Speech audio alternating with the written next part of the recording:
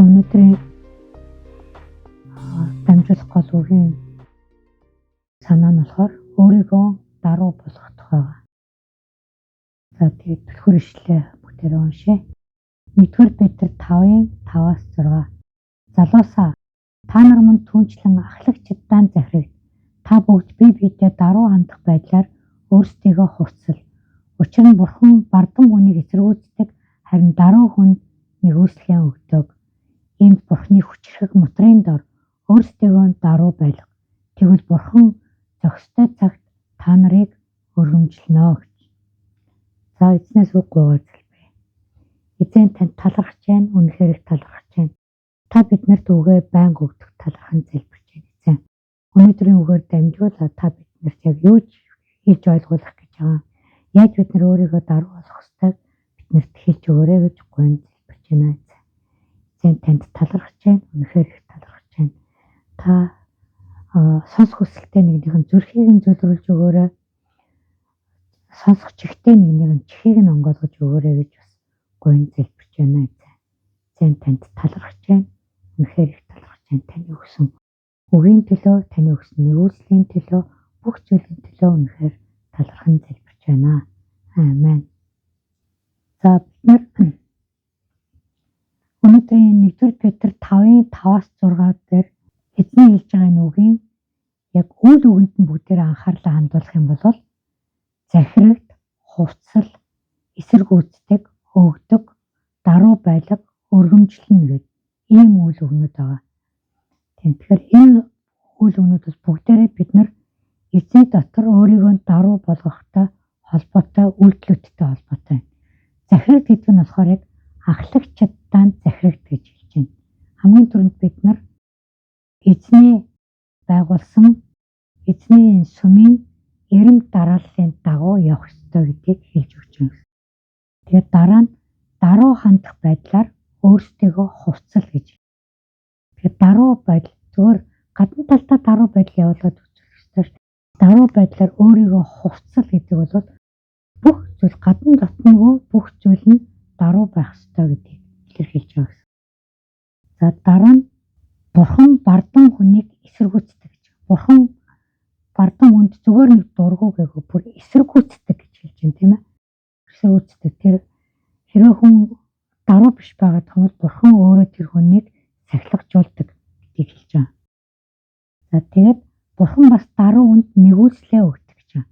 Тэгээд бид нарыг даруй болох гэдэг нь яах гээд байгаа вэхээр биднэрт Бурхан өөрөө нэгүслээ өгөх гээд байгаа гэсэн үг.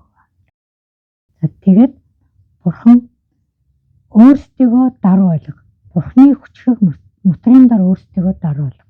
Тэгэхээр Бурхан би та нарыг даруй болгоно гээгүү, харин та нар өөрсдийгөө даруй байлга тий. Өөрсдийгөө даруй болгох гэж хэлдэг гэсэн. За даруй байлгаж яах гээд байгаа юм гэхээр тэгвэл Бурхан зохистой цагт та нарыг өргөмжлөнө.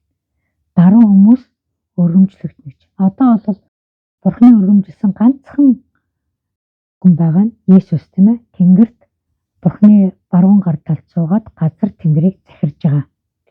Тэгээ өргөмжлөгцөө. Тэр шиг бид нар өргөмжлөгдөн даруй хүмүүс өргөмжлөгдөн. За ийм утгатай номлолыг өнөөдөр бид нар сонсох хэрэгтэй болох нэ. Тийм. Тэгээ бид нар магтан дундуулахдаа бид нар таныг бүрэн дагнаа гэлдэг. Тэгээд зүрхээ илчилж өгөөч гэж Бурханаас гуйдаг те. Таны царайг тань хайж байна гэх. Энэ болгон чи бүгдээрээ бид нэр яг даруй байдал дотор дуулж чадчих байгаа байхгүй тэр дуунууд. Даруй байна гэдэг нь юу гэхээр яг Иесус шиг л даруй болох. Стандарт нь бол яг Иесус тий. Иесусийн хэмжээнд хүртэл даруй байх тухай бол Библиэд яригдж байгаа. Тэгээд тийм байж чадахгүй бол Бурхан тэр бардам хүнийг эсэргүүцнэ гэж ойлгох хэрэгтэй. Харин тийм байж чадах юм бол бид нар даруй хүмүүсийг өргөмжлөнө гэдгийн дагуу өргөмжлөгдөнө гэсэн үг. За өргөмжлөгдөх нь бол яг эцсийн цаг үед ирнэ. Бид нар бүх зүйлээр даруй байх ёстой гэдэг нь юу гэсэн үг вэ? Хүн бол сүнс, сэтгэл, бие гурваас бүрдэж байгаа тийм ээ. Тэгэхээр сүнс нь ч даруй, сэтгэл нь ч даруй, бие нь ч даруй байна гэсэн үг. Хэрвээ хүний сүнс даруй байх юм бол тэр даруй сүнсэндээ сэтгэл биеэ захируулчих юм бол даруу болчихно л гэсэн үг. Тэгэхээр энэ даруу байх асуудал бол яг хүний сүнсний асуудал болж байгаа. За англи библиэд бол be humble гэж хэлдэг тийм. Be humble даруу бай гэж хэлдэг. Тэгээд даруу байдлыг бол humility гэж хэлдэг. Тэгэхээр монголоор тэр даруу байдлыг бол номхон байх, төлөв байх, дорой байх. Тэгээд дорой гэдэг нь бүр тэр нүнж дорой гэсэн үг биш тийм ээ. Даруу дорой байх гэсэн үг. Тийм. Англиар бол humility, meek, modest гэдэг бас янз бүрийн байдлын даруу байдлууд байгаа гэсэн үг. Тэгэхээр бид нар ямар хэмжээний даруу байдалд байх вэ? Тэгээд одоо ойлгож авлаа тийм ээ. Есүсийн хэмжээний тийм даруу байдалд. Тэгээд Есүсийн хэмжээний даруу байдалд очно гэдэг бол бид нар юу гэхээр хамгийн түрүүнд бодлоо өөр ялгана гэсэн үг. Бодол даруу байж бид нар даруу болно. Тийм. Бид нар шинэ хүн болж өөрчлөгдөхэд дандаа бодлоо өөрчлөгдөж тийм. Бодлоо өөрчлөгдөж бид нар трансформашн болно, өөр болно гэж ярьдаг. Эдгээр чиглэлтэн дээр ч гэсэн хамгийн гол юм бол бодлоо өөрчилж тэр бодлыг дагаад бидний хүсэл, сэтгэл хөдлөл өөрчлөгднө гэж ингэж бид нар ойлгож авч байгаа тийм ээ. Тэгэхээр бодол дотроо даруу болж иж бид нар бол даруу болно л гэсэн. За Лук 14:11 дээр юу гэвэл өөрийгөө өргөмжилдэг аливаа хүн номхруулагдаж харин өөрийгөө даруу байлгагч нь өргөмжлөгднө гэж хэлдэг. Тэгэхээр өөрийгөө өргөмжилдэг хүмүүс гэдэг чинь бол дэд зэргийн бардам хүмүүсийг хэлж байгаа. Өөрийгөө магтаал гэдэг юм хүмүүс байдаг чинь өөрийгөө өргөмжилдэг хүмүүс. Хэрвээ өөрийгөө өргөмжлөд байх юм бол тэр хүн номхруулагдана гэж байна.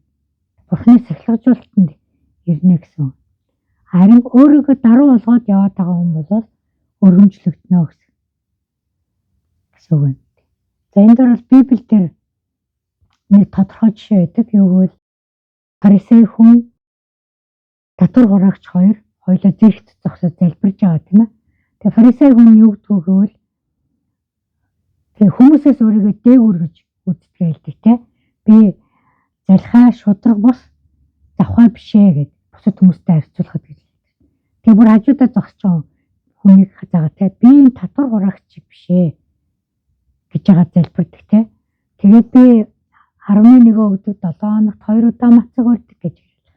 Өөрийгөө ингээд өргөмжилж яагаад залбирлын нэг л тэр чигтээ өөрийгөө өргөмжлөө байхгүй юу. Гэтэл хажууд нь зогсож байгаа татвар хураагч хүн бүр тэнгэр рүү харж чадахгүй гэж байхгүй. Бүр бурхан руу ч нүрээ харуулж чадахгүйгээр шууд юу гэдгөө гэхээр бурхан нүгэлт намайг өршөөгөөч гэдэг залбирдаг байхгүй. За тэгээд энд Есүс юу гэж хэлсэн гэхээр Лук 18:14 би та нарт хэлье. Фарисей нь биш харин энэ хүн зөвтгөгдөн энэ хүн гэдэг нь татвар хураагч те зөвтгөгдөн гэртээ харив. Учир нь өөрийгөө өргөмжилдэг аливаа хүн номхруулагдаж өөрийгөө даруу байлгагч нь өргөмжлөгдөнө гэвэ гэж. Тэгэхээр Есүс бол яг тодорхой хэлж байна тийм ээ. Өргөмжлөгдөнө гэдэг бол яг ирээдүйн цаг дээр яригдчихэж байгаа гэдгийг ойлгох хэрэгтэй. Яг эцсийн өдрүүд болон эцсийн шүүлт ирэхэд бид нар даруу байгаа нь Есүстэй хамт тэнгэр рүү явна. Даруу биш нь хаашаа явах нь ойлгомжтой тийм ээ. Тэгэхээр бурхан бол өөрийгөө өргөмжлөхийг энэ дээр бол шууд хорж ийн гэсэн үг. Даруу байхыг тушааж ийн гэсэн үг. Тэгээ энийг бол маш сайн ойлгохтой. Тэгээ өөрийгөө өргөмжилсөн маш олон хүмүүс юу болж дуусныг бид нар мэдж байгаа тийм. За тэнгэр элч хүмүүсээс өмнө тэнгэр элч Люцифер өөрийгөө өргөмжилж байгаад тэнгэрээс зайлуулагддаг тийм ээ. Одоо эцсийн өдрүүдэд хаашаа очих нь тодорхой. Ёроолгүй ангал руу унна гэж хэлсэн байна тийм. За Адамын хоёр бас өөрсдөө өргөмжилж бурхан шиг болох гэж байгаад нүгэлд унаад өөрсдөө нүгэлд унсаар зогсохгүй хүн төрлөختнийг тэр чигт нь нүгэлд унагсан байдаг тийм. Фараоныг мэднэ тийм ээ. Бурханы хүмүүсийг явуулахгүй зүрхэн хатуурсаар байжгаад өөрөө хамгийн сүүлд улс үндэстнээ бүр сүрэл рүү авчирж байгаа. За Корогийн хүүхдүүд байна. Мосегийн эсрэг босож өөрсдийгөө илүү гэж үзэж хагаад газрын ангал руу хамаатан саднараа бүгдээрээ очдөг те. Небухаднецар хаан яасан? Бас өөрийгөө өргөмжилж хагаад өөрийнхөө одоо барьсан босгосон хаан тулаан барьж өргөмжилж хагаад газрын амьтан болоод газар ухаж амьдардаг амьтан болсон. Хамгийн сүүлд бурхан руу ардишаа арж иж өөрөө буцаад хаан ширээн дээрдэг те. Белшазар хаан бас өөрийгөө өргөмжлөөд Иерусалимийн сүмээс аваадсан алтан гондог эдлийг хэрглэж ууж агаад бас өөрөө маргааш нь үхдэг тийм ээ. Хамаан яасан? Мордехайг дүүжлэр бэлтэж агаад өөрийгөө тийш өргөмжилж байгаа дараа нь өөрөө тэр дүүжлүүлдэг байгаа тийм. Элбич Симон бас яадаг элбэтэг чадвартай бардж агаад дээр нь зүгээр ариун сүнсийг мөнгөөр авах гэж агаад тэгээд өөрөө бүр гимшиж чадахгүйгээр нүгэл рүү ундаг тийм. За Херод хаан бас яадаг. Энэ хүн яг бурхан шиг ярьж байна гэсэн чи тэрэнд нь баясж агаад өөрөө тэр дараа газар дээр үхэд өвт болдог шүү дээ.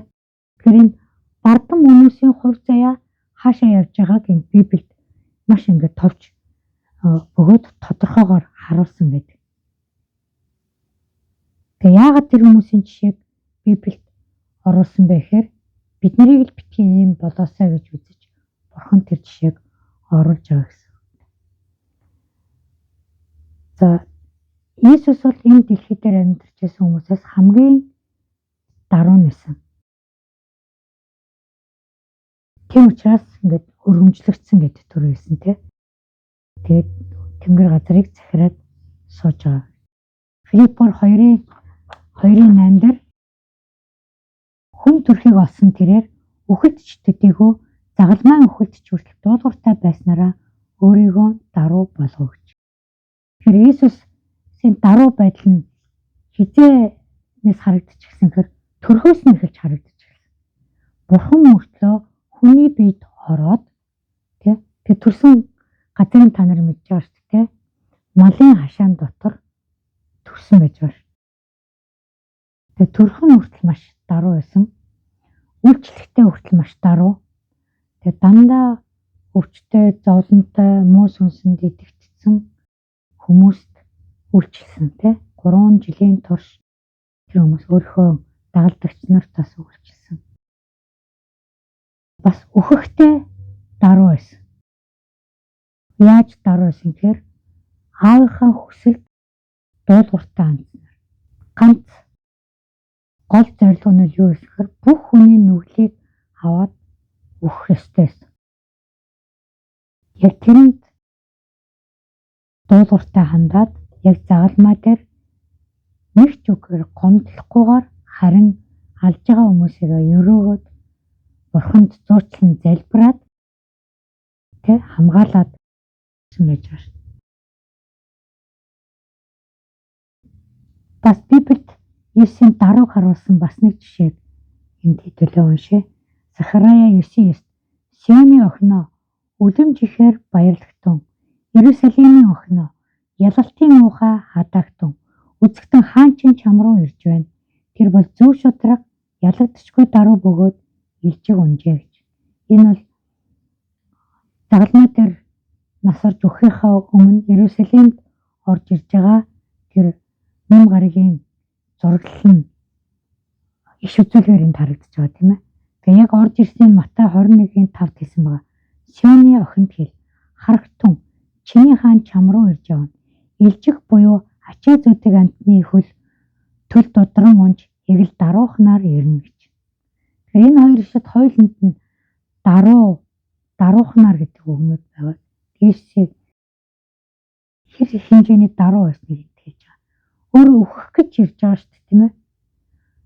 Тэгээ өөхөх гэж ирж байгаа одоо дайн тултанд бид нар одоо дэлхийн 2 дугаар дайны түүх бид нар жоохон багтаа нэлээх уран зохиол номноос судалдаг үстэй. Тэнд эх орныхоо төлөө өгч байгаа хүмүүс чинь эх орныхоо төлөө тэгэл Оросоос эх орныхоо төлөө Сталины төлөө гэж өхлийн төлөө ингээд тэр мөрөө ингэж хилээл тэгээд нөгөө бууны ам мам цээжээрээ хаагаал энэ төр гэл өгсөн гэл тийм байдлаар бас өгсөн байна тийм ээ.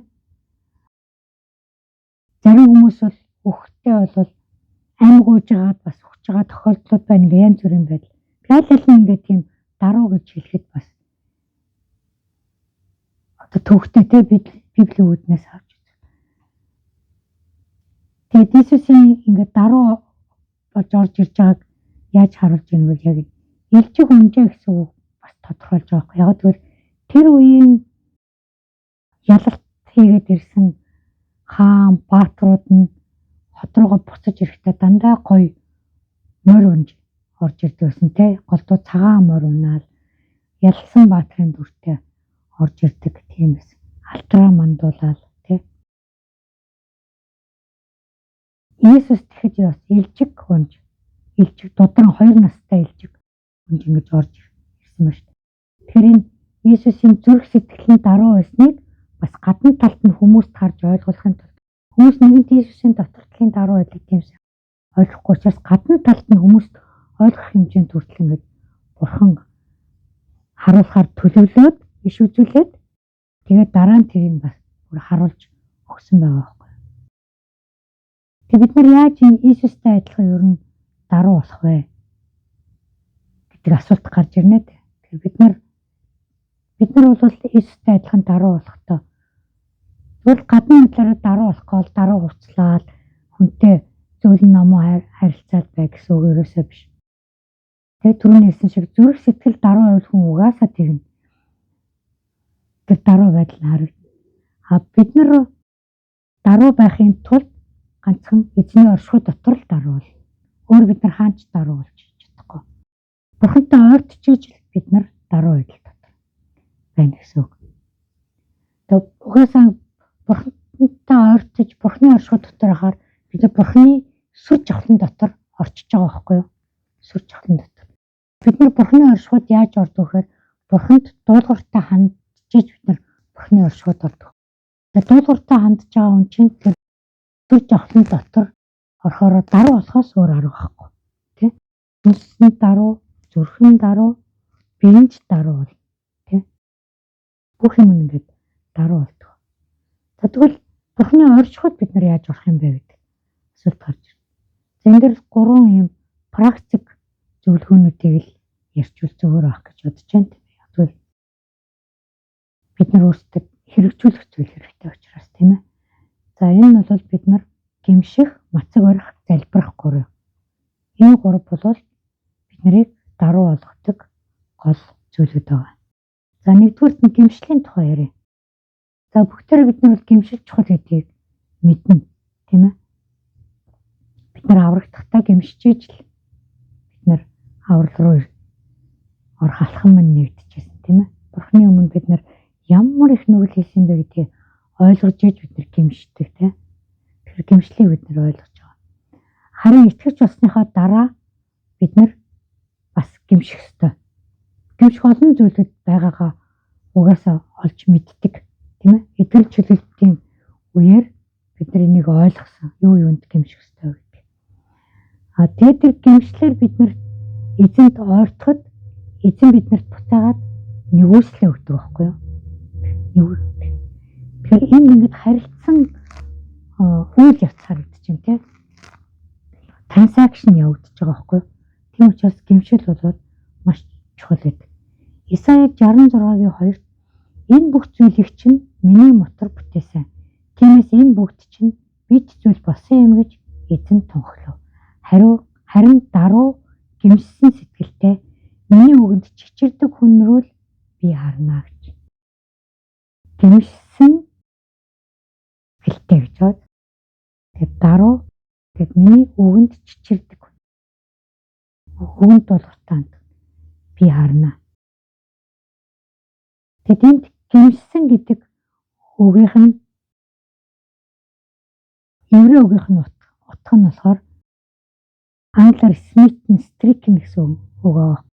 Тэрний үг нь гайхсан, алмаарсан, мэгдсэн гэсэн үг аа. Өөрөөр хэлбэл тэр эзний сүр жавхлан оршихуйд ороход ингээд хүн биширч гисэнтэй бүр алмаарцсан байдгийг тэрийг хэлж байгаа байхгүй юу? Бид нар ингээ мэдээж нөгөө малчид Иесусыг юу төрхийг мэдээгүй ч тэнгэр илж ирээд яхад тэр чинь бүр ингээд цочирдоод тий. Тэгэд тэр оршуугаараа малын хашаа руу очиод Иесус түр сүгдэж мөргөөд гэдэг яг тийм ингээд даруй байдалтайгаар байхыг хэлж байгаа байхгүй тий. Гэмшсэн сэтгэлтэй гэдэг. Шинэ гэрээнд яг гэмших гэдэг үг болохоор метаноя гэж үг байдаг. Тэгэд өөр бодол санаатай болох оюун бодлоо өөрчлөх гэсэн утгатай үг гэдэг. За тэгээд оюун бодлоо яаж өөрчлөх вэ гэхээр дандаа Бурхан руу хандуулж өөрчлөх гэсэн тийм утгатай. Тийм сэтгэлийн өөрчлөлтийг хийж байгаа тийм. Бурхантай адилхан сэтгэлтэй болгож өөрчлөх гэсэн тийм сэтгэлгээ. Тэрнээс зүгээр нэг бодлоо өөр бодлоор сольж, нэг бодлоо эсрэг бодлоор сольчих гэсэн утгатай биш. Дандаа ингэж дээшээ оргил руу хандсан юм чиглэлтэй. Түрүүний тэр гэмшсэн сэтгэл гэдэг 90 үг нь бас их тийм утгатай байхгүй юу? Эзний сүлж авах нь тэр оргил руу хандах гэсэн утгатай гэмшлэн. Энэ оюун бодлоо өөрчлөх гэдэг бол бас тэр оргил руу тэмүүлэх маягаар бодол санаагаа өөрчлөх гэсэн ийм утгатай байхгүй юу? Тэгээ юу гэхээр Бурхан яг өөрөө Исая номд хэлсэн мэт миний бодол та нарынхаас өөр, миний арга зам та нарынхаас өөр. Тэр Бурханы өөр бодлуудыг мэдж тийшээгээ өөрсдийнхөө зүрх сэтгэлийг эргүүлж өөрчлөх гэсэн тийм утгатай байгаа байхгүй юу? Тэгээ ерөнхийдөө болохоор бидний бодол бүгдээрээ бохир муу бузар л байж байгаа шүү дээ. Тэр бохир муу бузар бодлуудаасаа бүрэн татгалзаад Бурханы тэр дуудсан хаанчлалын үнд зүйлсүүдийг хүлээж аваад гэсэн ийм утгатай байгаа гэсэн. Тэгээ бид нэр аврагдахдаа Бурханы өмнө ингээд нүгэл үлдэж амьдарч байсан та гэмшээд тэр гэмшсэн үедээ яг тэр Бурхан руу хандсан байхгүй юу?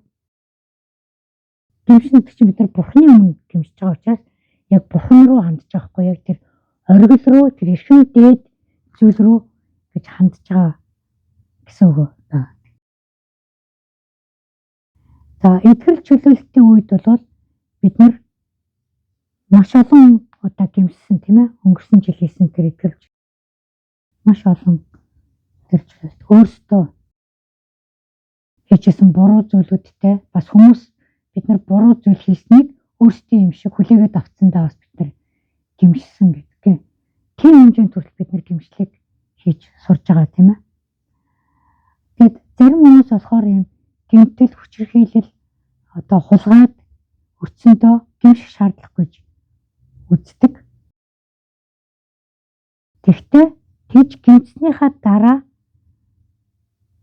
та нар ямар нүгэл үлдснээ бодож үзэх хэрэгтэй гэдэг тийм. Ямар нүглүүд байдг вэ гэхээр бид нар хүмүүсийг үл уучилдаг, үзэн яддаг. Тэр чадгаа өөрийгөө бас үзэн яддаг, өөрийгөө дорой гэж боддог. Тэр байдлаараа бид нар муу сүнсэнд өөрсдийгөө нээж өгөөд өөрсдөө нөлөөлөх замуудыг нээсэн хിവэр гэдэг итгэжлээд. Тэгээд яаж юм гэхээр тэр хүмүүсийн биднийг гэмтээсэн, хүчирхийлсэн, тэгээд биднээс хулгай хийсэн тэр үйлдэлийг бид нар хүлээн зөвшөөрсөн гэсэн үг болчихж байгаа байхгүй юу? Тэгэхээр бид нар хизээч тийм хохирогчийн сэтгэлгээтэй үлдэх ёсгүй гэж байна. Энэ бол бидний бас нэг бодлоо өөрчлөх маш чухал зүйл. Энэ дээр бид нар бас гэмших хэрэгтэй. Тэгэхээр бидний амьдралд бас тэр харанхуй зүйлийн нөлөөгөөр өөрсдийн тэр бодол санаа сэтгэлгээг тэр тогтцныг хүлээн зөвшөөрөөд явж гин гэсэн үг шүү дээ. Өөрөө хохирогч болчоод тэгээд ингээд гомдлон үргэлжлээл байгаа гэсэн үг байхгүй юу? Тэгээд цаад утгаараа нөгөө хүмүүсийн биднэрт хийсэн муу зүйлтэй бид нэр эвлэрсэн явж байгаа гэсэн үг. Тэгэхээр бид нар яг ийм зүйлүүдээс үлдсэн олон бодол, хандлага, сэтгэл хөдлөл энэ дараа тэрний дагуу тэр бодлоосоо үлдсэн тэр үйлдэлүүдтэй бол гэмших шаардлагатай болдог. Яг тэгвэл бид нар одоо тэр тогтцсон буруу сэтгэхгүй буруу үйлдэлтэй өөрсдөө даатгачаад тэр нөлөөнд нь яваа л байгаа гэсэн үг болж шít. Тэгэхээр тэр зовлон бэрхшээл биднээс өөрсдөөс эхэлсэн үү? Эсвэл хүн биднийг зовлон бэрхшээлд учруулж хор хөнөөл хүргэсэн гэдгээс хамаарахгүйгээр гэмших сонголт нь биднэрт байгаа байхгүй юу? Тэгжиж бид нар энэ биднэр рүү тэр дайрж байгаа дайралт бид нарыг дараа нь ингээд сүрэл рүү авчрах гэдэг тэр үхлийг бид нар өөрсдөө зогсооно.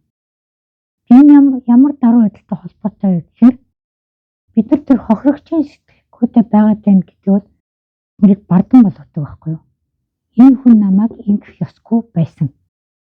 Энэ бол бардан зангийн гол хөнөөлтөй бодол байгаа. Эсгүй байсан гэж бодож байгаа учраас бид нар гомдоод яваад байгаа байхгүй юу? Харин Бурхан бид нарыг даруй өгсөн. Тэгэхээр бид энэ дэр яаж даруй болох вэ? Тэр бодож байгаа бодлуудаасаа татгалзаад хийжсэн үйлдэлүүдтэй гэмшээд бүгдийг Бурханд өгөөд тэгэд Бурханы тэр оршихуйд бүгдээр орох хэрэгтэй байна. Энийг л бид нэр өөрсдөө даруй байлгах гэж хэлээд байгаа тийм. Энийг бид нар өөрсдөө хийх учраас Бурхан даруй бай гэж хэлээд байгаа шүү дээ. Энийг бол Бурхан хийхгүй бид нар яг өөрсдөө хийнэ. Бурхан бол яг хийхийг хүлээгээл тэнд харж л байгаа тийм. Миний оршихуйд ороод ирээ наашир гэд тэрж авах гээд хүслээ өгөх гээд байгаад байгаа гэсэн. За 2 дугаар шаштрал 7-14-д миний нэрээр дуудагдсан миний хүмүүс өөрсдийгөө даруй байлган залбирч миний нүрийг эрэлхийлж бузар муу замуудаасаа ирэх аваас би Тэнгэрээс сонсож тэдний нүглийг уучлан тэдний газар нутгийг эдгэнэ гэж хэлсэн. Тэгэхээр Бурхан энд газар нутгийн эдгэх тухай ярихдаа хамгийн түрүүнд миний нэрээр дуудагдсан миний хүмүүс өөрсдийгөө даруй байлга гэж хэлсэн байна. Өөрсдийгөө даруй байлга. Тэгээд залбир. Тэгээд миний нүрийг илэрхийл. Тэгээд бузар муу замуудаасаа ирэг. Тийм бол би Тэнгэрээс сонсож нүглийг чинь уучлаад газар нутгийг чи эдгэнэ. Дарааллын маш сайн харах хэрэгтэй. Даруй байдал бол маш олон эдгэрлийн эхлэл болох нь гэдгийг ойлгох хэрэгтэй. Тиймд бол энэ ишлэлийн хувьд бол яг Израильчуудын газар нутгийг нь эдгэхэд үндэстнэрээ даруй бай гэдгийг хэлж байгаа байхгүй юу? Тэгэхээр энэ хувь хүн дээр ч гэсэн адилхан хувь хүн ч гэсэн эдгэрлийг авахтаа даруй байдлаар гэж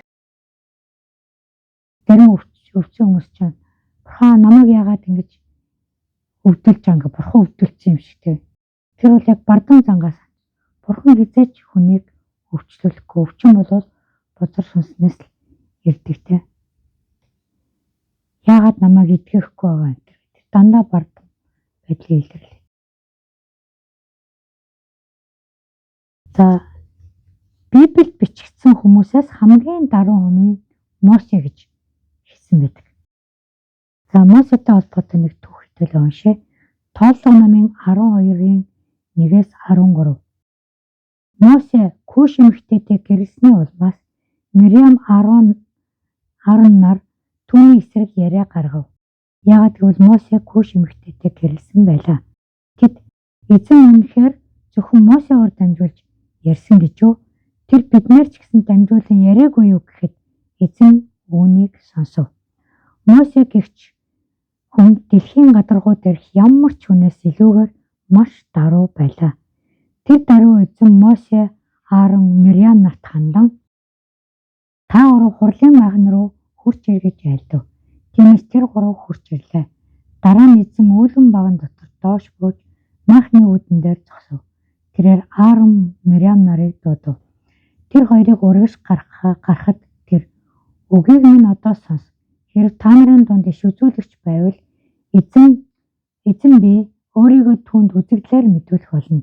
Би түүнтэй зүүдэнд нь ярих болно. Миний зарц Мосегийн хувьд тийм биш бөгөөд тэр миний бүхий л гэрт итгэмжт билээ. Түүнтэй би ам далд хэллэгээр биш, харин бүр илэн далангүй амаараа ярьдаг бөгөөд тэр эзний хэлбэр дүрсийг хардаг. Тэгтэл та нар юунд миний зарц Мосегийн эсрэг ярихдаа эмээсэнгүй вэ? Тиймээс тэдний эсрэг эзний уур хилэн шатаж тэр салан яв. Харин үйл майхны дээрээс салан явхад харагтун Мириам цас мэт цагаан уйман өвчтэй болов. Аароныг Мириам руу ирэхэд харагтун тэр уйман өвчтэй болсон байв. Дараа нь Аарон Мосед хандан "Өө эзэн минь, би танаас гоё. Бидний муухгаар үлдэн нүгэл үлдсэн энэхүү нүглийг бидэнд бүү тохиож түүнийг ихээхэн эвлэгээс гаргахтаа хагас мах нь өмхөрсөн өгсөн нэгэнтэй адил бүү болгооч" гэв. Мосе эзэн рүү ашгаран "Бурхан түүнийг эдгээгээч, би залбирч байна" хэмээв. За энэ хэсэгт юу гарч ийнэ вэ гэхээр эзний дуудсан 3 үйлчлэгч байна, тийм ээ. Эгчдүү 3. Мириам хамгийн том нь, дараа нь Аарон, тэгээд Мосе дүүнэж байгаа. 3 насны зайтай, тийм ээ. За тэгээд гурвангийн хамт дуудсан гурлаа иш үзүүлдэг. Тэгсэн чинь Мириам, Аарон хоёр нь Мосетэй барьцсан байна энд, тийм. Яг тэгвэл Мосе яг эзэнтэй ярьж ирж эзний үгийг өөрөө чихээрээ сонсож ирж амаараа дамжуулдаг иш үзүүлж байгаа. Аарон, Мириам хоёр бол хэдийгээр иш үзүүлэгч гэсэн Бурхантай нүрээрээ уулздаггүй. Зөвхөн Бурхан юу гэж байна? Зүүдээр тэр хоёртой зүүдэнд нь ярьдаг гэж хэлсэн байгаа 6 дугаар ишлэл. Тэр иш үзүүлэг болгон янз бүр бэлгээ байсан. Мосед бол шууд нүүр учирч амаараа хэлдэг бол тэр хоёртой зүүдээр. Тэгтэл Мириам, Аарон хоёр түүний эсрэг яриа гарав. Одооныгоор бол сүмийнхаа ахлагч удирдагч нар руу босоод хүмүүсийнхаа дунд ховж ярьсан гэсэн утгатай шүү дээ. Ярьсан гэсэн үг. Тэгээ юу гэж ярьж байгаа гол юм нь болохоор Мосе Куш эмэгтэйтэй гэрэлсэн. Израиль эмэгтэйтэй гэрлэхтэй л харь үндэсний эмэгтэйтэй гэрлсэн гэсэн юм.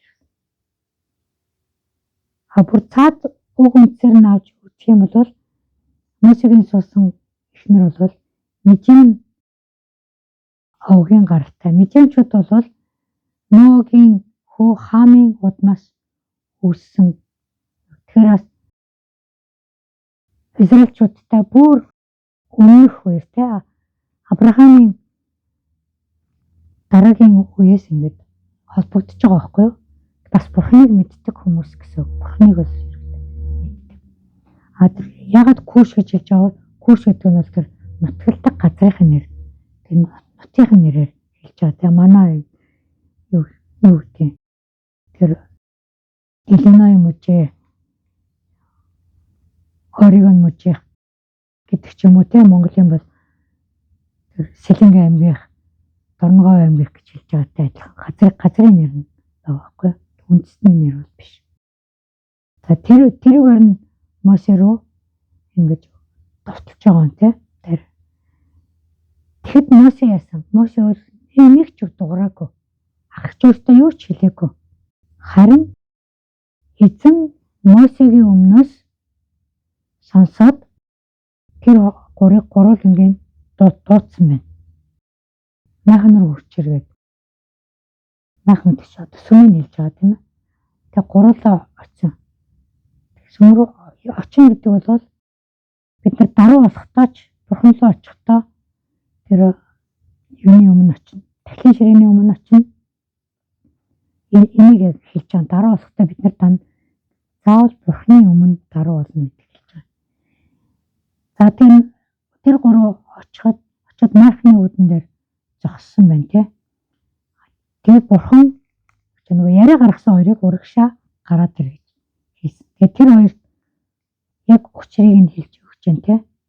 Та нарын дунд иш үзүүлэгч байвал би та хоёртой үзэгдлээр зүүдээр би та хоёртой ярих болно. Харин Мосегийн хувьд бол тэр итгэмжтэй би хам далд хэлэхээр би далд биш. Үзэгдэл зүйдээр болохоор далд хэлбэрээр байгаа байхгүй юу? Далд хэлбэрээр. Харин Мосед болохоор бүр илэн далангүй амаараа ярьдаг. Тэр утга Мосе эзний хэлбэр дүрсийг хардаг гэж.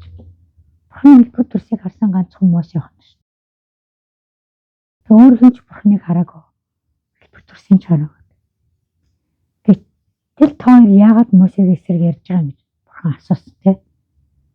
Энэ бол сахилгажуулж байгаа Бурхан өөрийгөө даруй болгоог хүнийг Бурхан номхруулна гэж хэлсэн тийм. Тэгэхээр нь Бурхан авчирч сахилгажуулж байгаа. Тэг бодвол тэр хоёр гимшээгүй юм болов. Тэнд гимсэн гэсэн үг байхгүй байгаа байхгүй юу? Харин Бурханы уур хэлэн шатсан гэж. Гимшээг болохоор уур хэл. Эсвэл Аарон жоохон гимссэн байж магадгүй. Тэгэд Бурхан салаад явах гэж байна те. Үл нь багнаар бууж ирдгсэн те. Тэр үл холдоход Аарон маримраад Аароны зүрх арай зүйл байсан байж магадгүй. Гимсэн те. Мириам руу харсан чинь уйман өвчтэй болсон байсан. Тэгээ Бурхан гимшээг болохоор нэм шийтгэл өгсөн байхаа гэж бодож байна. Тэгэд Аарон Мосе хандчихгүйсэн. Тэгээ Аарон шууд Бурхантай ярьж чадахгүй байгаад тэгээ Мосе руу хандчихгүй байхад Мосе бол шууд Бурхан руу хандаад Бурхан маань Бурханы түүнийг эдгээ гэж залбирсан. Тэгээ Бурхан дараа нь Мириамыг 7 хоног тусгай байлгаж яагаад эдгээс Мириамыг 7 хоног тусгаар багт нь нүүдэл чинь аяллаа үргэлжлүүлэх хүч яг тэндээ зогсоод итгэхийн хүлээсэн байдаг. Тэгэхээр эндээс бид нар юу харагдж байгааг бол Мосе бол дандаа эзний оршихуйд ордог байсан учраас байнгын даруй байдаг байжээ. Тэ? Үндэстнийхээ өмнөөс ингээд явж дандаа даруй байдаг. Тийм ч учраас тэр ах эгч хоёрынхоо эсрэг юу ч хэлээгүй. Ах эгч хоёртой дуулууртай байсан байж болно. Адилхан эзний хүмүүс гэж хүндэтгсэн байж болно. Бас Бурхан мэдж байгаа гэдэгт итгэжсэн байж болно те. Тэг өөр арга хэмжээ авъя гэж юусоо боддог байхгүй юу? Нэг ч үг гаргаагүйсэн. Тэг Мосе шууд ингэж даруй болчоогүй те. Бид нар мэдж байгаа Мосе фараоны ордонд өссөн фараоны хүүхдүүдийн эзэмшдэг бүх боловсролыг эзэмшсэн тий толгойн мэдлэг байна уу дайны эрдэм чадвар байна уу бүх юм Мосе эзэмшсэн юм хүн байсан. Тэгээд эзэн 40 настай байхад нь Израильчууд үйлчлэхээр Израильчуудыг болцлоос гаргуулах удирдагчаар дуудсан байна. Тэгээс удирдлах болгож шууд тавьчаагүй. Харин 40 жил даруй болохыг хүлээсэн байхгүй. Медиан гэдэг газартай хүн алчаад зүгтагаад тэр Медианд очиод Жетрогийн хоныг хариулаад одоо гэрэлсэн охин бол Жетрогийн охин байгаа шүү дээ тий. Тэнд гэрлээд хонь хариулаад явчихжээ. Тэр үед Мосе өөрийгөө 40 жилийн турш өөрийгөө даруй тэгээд 80 настайдаа яг Израильчуудыг болцлоос гарах гэж фараоны өмнө очиж зогссон байдаг шүү дээ. Тэгэхээр даруй болоход бас хугацаа шаарддаг байна гэж ойлгож байна тий. Йосеф бас яг тийм шууд Египтийн ерөнхий сайд болчихоогүй тий. Маш гоё зүйдлснэ гэрийнхэндээ ярьсан чинь хүмүүсийн дург хүргэсэн. Ямар хэмжээнд дург хүргэсэн ах нар нь бүр зарим нь бүр алчи гэсэн бүр бодолд хүртэл нь тий. Тэгээд хэлцэж жагаад худалдаад явуулчихдаг шүү. Дүүгэд зарчдаг.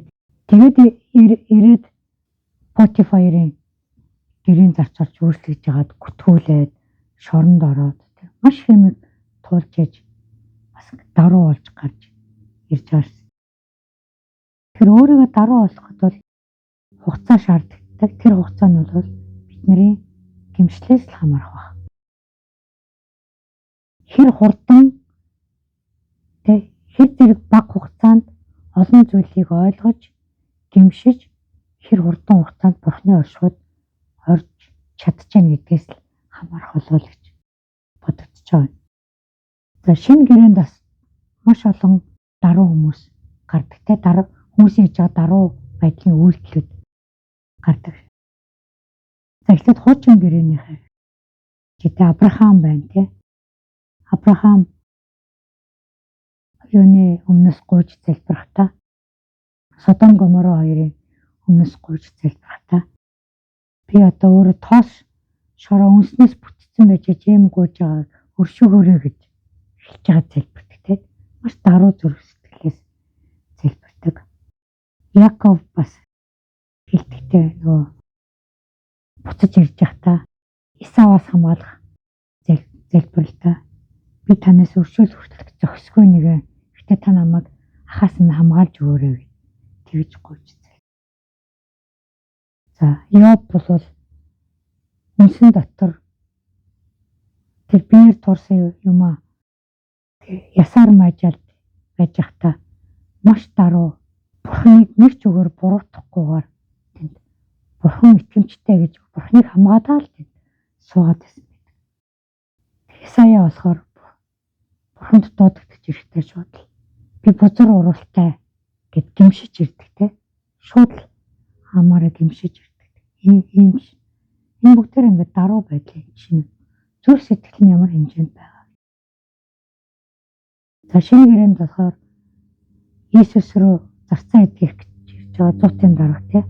Би таныг гэртээ аваачих зохисгүй хөөн гэж тийм даруй байдлаар та зөвхөн тушаачих гэх юм. Йохан Баптист болохоор өгдөг. Тэр өсөж би буурнаа гэдэг ийм зүрх сэтгэл. Илч Паул өгдөг. Би элч нараас хамгийн бага нь хамгийн дорд дандаа өөрийгөө тэгж хэлдэг. Би Есүсийн боол зарц. Ийм зүрх сэтгэлээр үйлчлээ гэдэг. Бүгдээрээ ингээд гимшилтэйгээр Бурхан руу ирж Бурхны оршихуйд орж даруй болж явдаг гэдгийг харуулсан жишээнүүд байна. За хоёрдугаарт нь өөрийгөө даруй байлгахад бас нэг чухал зүйл нь бол мацаг барих арга зам байгаа тийм ээ. Иол номын 2:12-оос 15 эзэн тунхаглаж байна. Харин одоо ч гэсэн мацаг барин уйлан гашуудаж бүх зүрхээрээ над руу эргэгтэн. Та нар хувцаа биш харин зүрх сэтгэлээ тастан өргөтөн. Одоо өөрсдийн Бурхан эзэн рүү эргэгтэн. Учир нь тэр бол нэгүүлсэнгүй, өрөвч, уурлахтаа удаан, хайр инэрлээр бэлхэн, бузар муудч зөөлөн ханддаг үлээ. Эзэн бодлоо өөрчилж, зөөлрөн өөрийнхөө ард ерөөлийг буюу та нарын Бурхан эзэн зориулагдсан дээн өрөөл, ундаан өрөөлийг үлдээхгүй гэдгийг хэн мэдлээ. Хэн мэдвүлээ. Сионд бүрээ үлэгтэн, мацаг барилтыг ариусхан, ёслолын чуулганыг зарлан тунхаглагдсан гэж. Иол номон дээр хүмүүс эзэн рүү ирэхдээ яаж ирэх ёстойг хэлж байна тийм ээ. Мацаг барин уйлан гашуудаж бүх зүрхээрээ над руу эргэгтэн. Хэрвээ шууд гимшиж чадхааргүй бол эхлээд мацаг барих хэрэгтэй байна гэсэн үг тийм. Мацаг барилтаар өөрийнхөө биеийг сул дорой болгож жагаад сүнсээ чанга зөрөгтэй болгож ирэх гол үйлдэл шүү дээ тийм ээ. Тэрийг хийх хэрэгтэй. Тэгээ хувцаа биш зүрх сэтгэлээ тастан өргөтөн. Тэр үеийн еврейчүүд мацаг барьж яана гэж өөртөө үнс асгаал хувцаа ураал тэгж мацаг өртгсөн юм. Эсвэл Бурхан бол тэр гадна талтай юм ургаш харин дотор яг жинхэнэ зүрхээ уур гэж хэлээд байгаа. Зүрхээ зөөлрүүл. Тэгээ зүрхээ нухал ингэж хэлээд байгаа. Зүрхэнд байгаа хатуу хэрэггүй зүйлүүдээ авч тастаж гарах гэсэн. Тэгжээж ингээ Бурхан руу эргэнэ гэсэн. Бурхан болохоор өөрөвч нэгүүлсэнгүй, уурлахтаа удаан, хайраар бэлхэн, бузар муудч зүйл. Бурхан хүлээцтэй л хандах нь тэрийг хийхээ бузар муугасаа салахыг хүлээцтэй хандна гэсэн. Тэгээд бодлоо өөрчилж зөөлрөн гэж. Тэгээ мацаг барилтаар бас тэр бодлоод өөрчлөгдөх нь шүү дээ. Тэгэх юм бол бурхан тэр бүх өргөлүүдийг нь хүлээж авна гэж. Тэгээд одоо та нарын мацаг барих цаг гэж Сионд бүрээ үлээгтэн. Сион гэдэг бол Израильчүүдтэй хэлж байна. Одоо л яг мацаг барих. Мацаг барилтыг ариусгах гэдэг чинь юу гэхээр мацаг барилтыг бүр тусгайлаад зориул ариусгах гэдэг бол тусгаарлах гэсэн утгатай шүү дээ, тийм ээ. Тусгайлан мацаг барилтыг. Тэгээ ёслолын чуулганыг зарлан тухай. Энэ юу өөрөлдвөл юу гэж авал Израильд сэргэлт хэрэгтэй байна. Сэргэлтийг бид нар мацаг барилт залбирлаар эхлүүлнэ. Тэгэлээд байна. Тэгээ энэ үед бол гэмшлүүд болдог байгаа. За мацаг барих зорилгыг Исая номны 58-ын 6-ад хэлчихсэн байдаг. Нүгэл хилэнцгийн хүлгийг мултлан, буулганы оосрыг тайлан, дарлаг тагсдыг чөлөөлж, аливаа буулгыг эвдэхийн тулд мацаг барилтыг би сонгосон босоо гэж бурхан хэлж байна, тийм ээ. За нүгэл хилэнцгийн хүлгийг мултлан гэдэг чинь юу гэж юм нэхээр мацаг барьж бид нар тэр нүгэл өөрсдийнхөө үйлсэн нүглийн бүр уг үндсийг олж илрүүлдэг байна. Тэр хэлж буулганы оосрыг тайлан гэдэг чинь өгвөл бид нар өөрсдөө маш их ачаа өөрцөн те нүглээсээ эхлээд маш их тэрийг сулалж өгч байгаа те гэсэн. Тэр ачаагаа хөнгөлөх гэж байгаа гэсэн. Дарлаг тасдыг чөлөөлж гэхээр бид нар маш олон юмд хүлэгдсэн буруу бодол нүгэл тийм ээ маш олон юмд хүлэгдсэн. Тэр хүлээсүүдээс одоо бид нар тас татна гэсэн үг. Аливаа буулгыг эвдэхийн тулд гэдэг нь юу гэхээр тэр буулга гэдэг нь бидний санаа зовлтууд. Тэр санаа зовлтоо бид нар бурханд өгөхийг хэлж байгаа. Тэгэхээр мацаг барилтын зорилго нь яадаг вэ?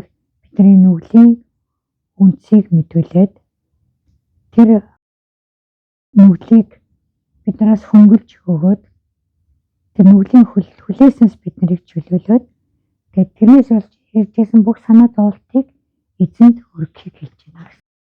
Бид нар олон сэтлэр мацаг барьж болно.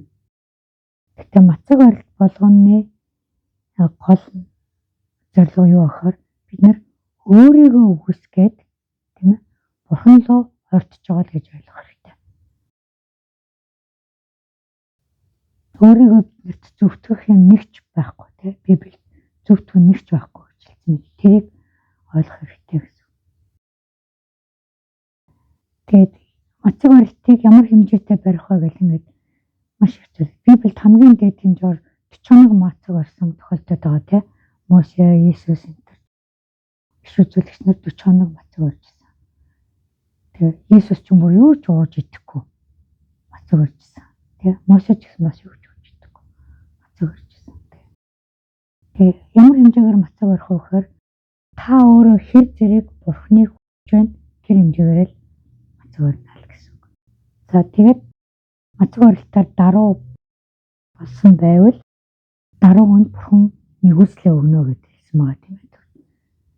Яков 4:6-аар гэвч тэр илүү их нэгүслийг өгдөг.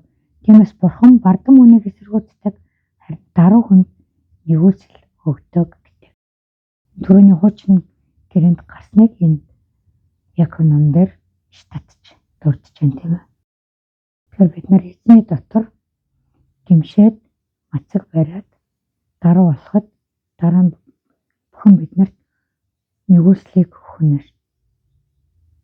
Тэр нэгүсэл нь биднэрт юугаар ч ирж магадгүй те эдгэрлээр ирнэ, итгэлийн өсөлтөөр ирнэ, өөр үйлчлэлийн дуудлагуудаар маш их зүйлүүдээр тэр нэгүсэл хэлбэрээр нэгүсэл ирж болно гэсэн.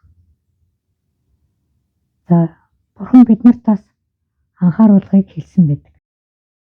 Колосай 2:18 хуурамч даруй байдал таашаал аван тэнгэр элч нарт мөрөгдөг үдсэн үзэгдлээ баримтлан махан биеийн ухаанаар өөрийгөө дэмий хоосон төвлөгдөг ямар ч хүн та нарын шагналыг бүү бусаг гэж. Хүмүүс даруу ах гэж нэгэд бас хуурамч даруу байдал үзүүлдэг гэдгийг хэлээд байгаа байхгүй юу? Библиэд бол бас байсан те түрүүний тэр залбирч байгаа фарисеуд бол тэр залбирлаар маш хуурамч даруу байдлыг үзүүлж байгаа байхгүй юу? За бас бурхан биш тэнгэр элч нарт мөрөгдөг хүмүүс байдаг байна. Ичлэл номон дээр Иохан тэнгэр элч нарт мөрөгч битгий мөрөг гэж хэлдэг шүү дээ. Тэнгэр элч биднэрт мөрөх ёсгүй гэж хэлдэг. Тэгэхээр тэнгэр элчд мөрөгдөг зарим урсгал чиглэл чуулган бас байдаг те. Тэр бол хуурамч даруу байдалтай холбоотой байна. Тэгээ үдсэн үзэгдлээ баримтлан гэдэг. Янз бүрийн зүүдэл, янз бүрийн үзэгдэл үзчихэд тэрийг янз бүрээр өөрийнхөө тайлбарлаад хүмүүст тулах гэдэг байдаг бас тийм юм байна. Бурханд үйлчилж байгаа, Бурханыг сонсож байгаа дүр үзүүлдэг тийм хүмүүс бас байдаг те. Тэгээ махан биеийн ухаанаар өөрийгөө дэмий хоосон дүүлдэг. Өөрийнхөө бодлоор өөрийгөө дүүлгээд идэх гэсэн үг те. Өөрийгөө магтдаг. Түрүүний фарисеч өөрийгөө магтаад байсан шүү дээ. Би 7 хоногт 2 удаа мацаг өрдөг. 11 өгдөг гэдэг. Тэгээд тэгж байгаагаа л их даруу гэж боддог байна шүү дээ. Тэгэхээр эдгээр бол бүгдээрээ хуурамч даруу байдал. Тэгээд ийм хүмүүс та нарын шагналыг бүү булаг гэдэг чинь юу гэхээр бид нар итгэлийн амьдралаар яваад дээр очих юм бол заавал шагнал авна шүү дээ. Тэгэхээр шагналаа булгаалгана гэдэг чинь юусөөгөө бидний итгэлийн амьдралаас хүртэл гажууд болох магадaltaй байгаа байхгүй хуурамч даруу. Тэнэс болгоомжл гэж хэлж байгаа байхгүй. Тэгээ хуурамч даруу байдал бол хүмүүсийг шашинлаг байдал руу аваачдаг, бас гаж байдал руу аваачдаг тий. Тэгээ хит их мацаглах. Тэгээ Бурханы зөвшөөрсөн зүйлээс татгалзах. Эсвэл нууц үзэгдэл, нууц илчилт авсан гэж тайлбарлах ч юм уу тий. Тэгээ Христээр юм уу сайн мэдээний төвлөрхийн оронд өөрийнхөө сэтгэл хөдлөл мэдрэмжүүд дээр төвлөрөх. Эдгээр бол бүгдээрээ тийм шашинлаг байдлыг харуулдаг байна. Энэс бид нэр өөрсдөө болгоомжлох хэрэгтэй. Бас ингэж хийдэг хүмүүсийн нөлөөнд ороод тэгээд итгэчих юм бол бас тэгээд тэр хүмүүсийг дагаж үйлдэлтэй байвал үйлдэх байх юм бол тэр шагналаа тусаалгана л гэсэн үг. Энийг сайн ойлгох. Залбирлаар даруу авахыг бол дараа нь тусдаа номлоор учраас энд орчихжээ. Даруу байдлын нууц нь юунд байдаг вэ гэдгийг хэлж өгье гэж бодож байна. За даруу байдал бол даруу байснараа бид нар бүтээлийнхаа хувьд гол зорилгоо биелүүлдэг. Тэгэхээр бид нар бүтээлийн хувьд бол бүтээгч эзнээ алдаршуулж амьдрах ёстой тийм ээ. Тэгэхээр бид нар даруу хүмүүс бол дандаа эзний оршихуй дотор байдаг учраас Бурхныг өөрөө ирэхгүй алдаршуулж магтдаг ба. Тийм учраас бүтээлийнхээ гол зорилгыг биелүүлдэг. За даруу хүмүүс бол авралаа хадгалдаг байна. Угаасаа бардам байвал нүгэл үлддэг, даруу байвал нүгэл үлдэхгүй. Учраас авралаа хадгалаад явна гэсэн. За даруу байх юм бол эд баялаг хүндэтгэлийг Бурханаас хүлээж авдаг. Бурхан нэгүслээ өгнө, ерөөлөө өгнө гэжсэн тийм. Тэгэхээр бас материалын байдлаар бас өхөн байна, тийм ээ. Хүндэтгэл өгнө гэдэг бол өгөхөөр янз бүрийн үйлчлүүдэд Бурхан томилох нь байна гэж ойлгох хэрэгтэй. За даруу хүмүүс бол маш их сэтгэлийн амар амгалантай байдаг. Тэгээ сүнслэг дотроо даруу хүмүүс нь ерөөлтэй байгаад Матай 5:5 байдаг шүү дээ, тийм ээ. Амар. Тэгээ бид нэр амар биш аваад бодчих юм бол би даруу биш байна гэд бас дохио авч болох нь шүү дээ тий. За даруу байдал хүмүүсийг маш олон хүлээснээс муу сүнсний нөлөөнөөс чөлөөлдөг. Даруу байвал чөлөө. Яг л Бурхантай хамт байгаа учраас тий. За даруу бай дотроо бид нар Бурхан дотор агуу гэдгээд мэдэрдэг. Ганцаараа би агуу биш. Бардам хүмүүс бол өөрөө ганцаараа агуу юм шиг хэлдэг бол харин даруу байдал Бурхан дотор би яг эзэнтэй байхдаа агуу юм аа гэж өөрөө ингэж мэдэрдэг. Өөрөөр бид нар зарцуулж агуугаа мэдэрдэг гэсэн үг тийм. Сүлж байгаа эхнийхэн сүлжих болно гэж хэлсэн. Бас Есүс хэлэхдээ нөгөө хэн агуу ахаг бол зарцуух нь агуу байна гэж хэлсэн байгаа шүү дээ. Зарцуужж бид нар агуугаа мэдэрнэ. Тэгэхээр зарцуу хүмүүс ч маш даруй байна гэсэн. За даруй байдал бас биднийг өргөмжлүүлнэ тий дээр очиад энэ эцсийн өдрүүдэд. За даруй байвал бид нар илчлэлтүүдийг авдаг.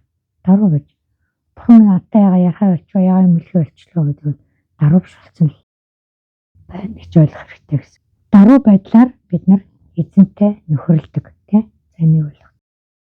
За даруй байдлаар бас бид нар бусад итгэгч нартайгаа нэгддэг. За даруй байж бид нар яг итгэлийн ялалттай амьдралаар амьдардаг. За даруй байдлаар бид нар итгэлээ тууштай итгэмжтэйгээр сахидаг. За эдгээр бол ойлгомжтой тийм ээ. Даруй байдал бол ийм олон нууцтай байх нэ гэж ойлгох хэрэгтэй. За тэгээд хоёр ишлэлээр өнөөдрийнхөө номлыг дүгнэе. Сургаалт төгс 22:4 даруй зам хийгээд эзнээс эмээхүйн шагнал болбоос ам алдар хүнд эд баялаг юмаа гэж. Тэгэхээр даруй байна гэдэг бол бид нар эзнээс эмээж байгаатай адилхан тий. Тэгэхээр энэ хоёрын шагнал нь нийлээд биднэрт амийг өгдөг, алдар хүндийг өгдөг, эд баялагийг өгдөг гэдэг энэ сургаалт төгс номд бичсэн байна. За Исая 57:15 мөнх амьдрагч түүний нэр нь ариун бөгөөд өндөр дүргэмжлэгдсэн нэгэн үүнийг айлдав. Бид дорд нэгний сүнсийг сэргээж гэмшсэн нэгний зүрхийг амьдруулахын тулд гэмшсэн болон даруй сүнстэй хүмүүстэй хамт өндөр ариун газарт оршдог. Энэ болохоор бүр гоё. Бид нар одоо энэ итгэлийн амьдралдаа энд даруй байвал эзний оршихуй дотор тэнд эзэнтэй хамт байгаа гэсэн үг. Сүнсээрээ тий. Яагаад гэвэл эзэн бидний сүнсийг сэргээж гэж байгаа байхгүй. Тэр сэргсэн сүнс гэдэг бол хариун сүнс дүүрсэн сүнс байгаа байхгүй. Гэмшсэн нэгний зүрхийг амьдруулахын тулд гэмшсэн болгон даруй сүнстэй хүмүүстэй хамт өндөр. Тэр гэмшиж байгаа даруй сүнстэй хүмүүс бол бурхантай хамт тэр дээр байгаагаа мэдрэх нь байна. Тэгэхээр газар дээр амьдарч байгаа. Эзний оршихуйд орно гэдэг тэрийг хэлээд байгаа. Тэгэхээр бид нар эзний тушааснаар тий даруй байгдал тушаал өөрсдөө даруй болох хэрэгтэй.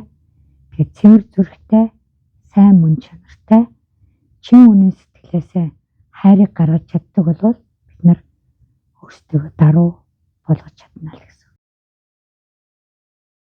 За Яков 4:10 эзний оршихуйд өөрсдөө даруй болго.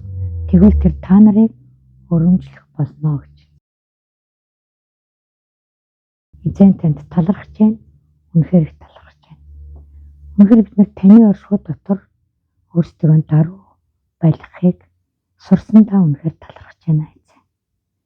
Тэгэхээр танд талархъя. Бид нар өөрсдөө гэмшил, мацаг барилт залбирлаараа тантай хамт байхыг хүсэж байна. Түүнийгээ биелүүлэхэд та биднэрт ариун сүнсийнхаа хүчийг өгч удирдан залж туслаарай гэж гойн залбирч байна. Эзэн танд талархъя. Үнэхээр талархъя. Иесус та үнэхээр даруй хөөсөн аавынхаа үгэнтэй ягштал орсон. Эзэн бид нар өнөөдөр бас Бурхны хүүхдүүд аавынхаа үгэнд бас Иесус шиг орж хэлснийг нэг ягштал биелүүлэхийг үнэхээр хүсэж байна эзэн. Эзэн танд талархъя. Үнэхээр талархъя эзэн. Бид нар өдөр тутам танд өөрийнхөө даруй зүрх сэтгэлээ өргөж явах болно гэж Эзэн Есүс Христийн нэрээр амлан бас тех болтугай гэж ерөн залбирч байна. Эзэн танд талархъя. Үнэхээр их талархъя. Эзэн Есүс Христийн нэрээр залбирлаа. Амен.